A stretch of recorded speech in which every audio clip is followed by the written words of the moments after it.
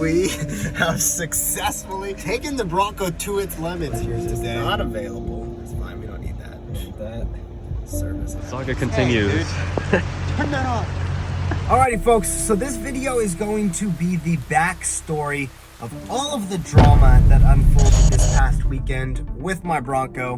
For those of you guys who are out of the loop, this Bronco is currently not working. We've been here before, it's a different story. We're gonna unpack it all, the where, the how, and the why in today's video. So, this is gonna be not a long video, but we do have to set the scene, give some context to all of this. So, let's dive right in. To go ahead and set the scene, it's a dark and cloudy Saturday. There's not much going on. Me and my friend, we had just wrapped up hanging out with our local Bronco club at an off-road park. We were feeling a little bit of boredom, and when you're in your 20s and you're bored, that presents a lot of opportunities, some good and some bad. So, being a little bit bored, we decided to take some of the back roads, and we found ourselves on a 5-mile stretch of what I would consider a perfect rally road, especially with a vehicle like the Bronco with the independent front suspension that you can really put to work at speed. And let me tell you guys, we were putting this thing to work, absolutely thrashing down that road. I mean, talk about puddles. These things were huge. I did forget to mention that it was absolutely pouring in California that day, and that is unprecedented for California. Never rains. So we're having a blast. We realized at a certain point that we had not taken any pictures or videos of this whole experience because we're living in the moment, which is fine. But we decided to turn back around and start taking a bunch of pictures and videos, and we found this one particularly big puddle, and for the next hour we sent this Bronco through that thing so many times, absolutely sending it, going 40 miles an hour at times through this puddle. I think we even got air a few times. And let me tell you guys, no, screw that. You guys watch this and tell me if you think it was worth it.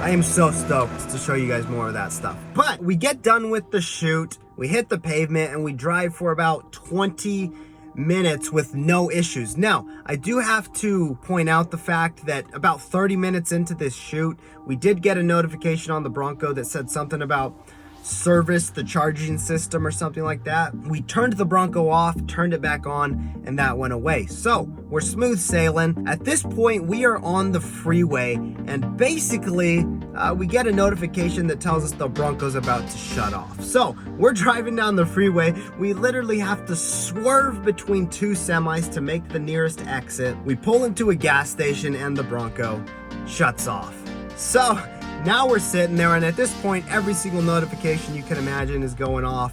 Service 4x4, park brake sensor, this, that. I mean, everything that you could imagine. So we're kind of tripping out, but we're still laughing. We end up getting jumped by a minivan, which was embarrassing in and of itself, but who cares? You know, we're back on the road. So we are driving down the road, and about 30 seconds into this jolly little drive home, we end up having to pull back off to the side of the road because the Bronco gave the same notification that it was getting ready to shut off. So at this point, we end up waiting around for a tow truck on the side of the road for 2 hours. We're both soaking wet. The phones are about to die. And so it was an adventure this weekend for sure. But at this point, we have got the Bronco back to the shop, and I have diagnosed both the battery and the charging system.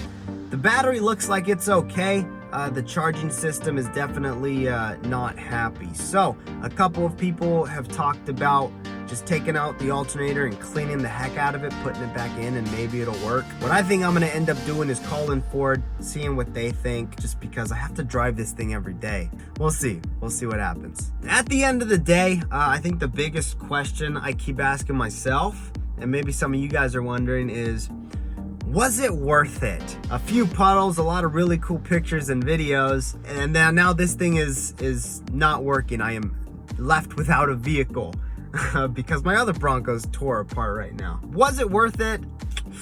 I would have to say that I am super stoked for these pictures and videos. I think they're absolutely cool. Do have to say I'm a little underimpressed with this Bronco at the moment.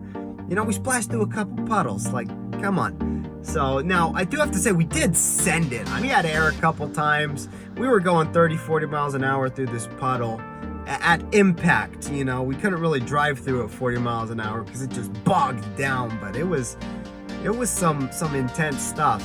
But I'm you know, maybe every vehicle would react the same way. You definitely can't take an electric vehicle through a puddle like that. So we're gonna have to wait and see. I guess depending on how much work I end up having to put in this thing and how long it's down for, will determine if it's worth it or not. So, you know, at the end of the day, we're all just here to have some fun.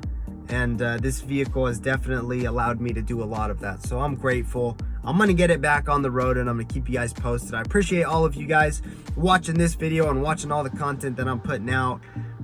You know, we're having a blast and it's a lot of fun. So if you guys have any questions, go ahead and drop them down below. And if you guys have had any crazy water stories with your vehicle, then drop them. I would love to hear them. So we appreciate you guys watching, and with all that being said, we will see you guys out there on the trail. Peace!